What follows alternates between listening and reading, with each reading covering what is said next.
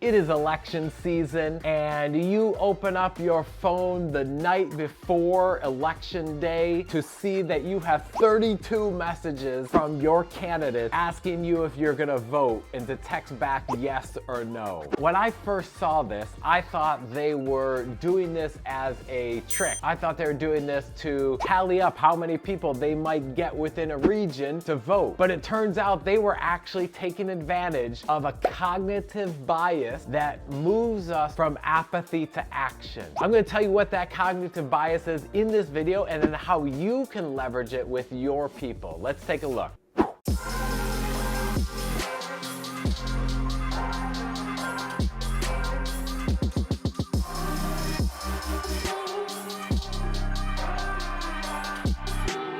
Yes, of course I'm going to vote tomorrow for you and I hope you win. There was my text message. I sent it back in the hopes that my candidate would win. And of course I want my candidate to win. However, I realized that what they were doing was they were taking advantage of a cognitive bias called the consistency principle. The consistency principle states if we commit to doing something earlier in the day or week, we're more likely to do that action later when presented with the opportunity to do that action or not. It's because we don't want to have friction in our brain between things we said we were going to do and actually doing them or not doing them. It's called the consistency principle. There's a quote from a book called Changing Minds. When we make a promise, we feel obligated to work hard to fulfill that promise. When we make a decision, we like to feel like that is the right decision for us. Getting people to do things within your team, your organization, or community is not always the easiest thing. Gallup research says that only about 13% of employees are actively engaged. The other 87% are either disengaged or actively disengaged. At a college or university, the national survey on student engagement says 60 or 84% of students will never participate in a college-sponsored activity. So getting people to do things within your team, your organization, community is not always easy. But enter the consistency principle. When we get people to commit to something prior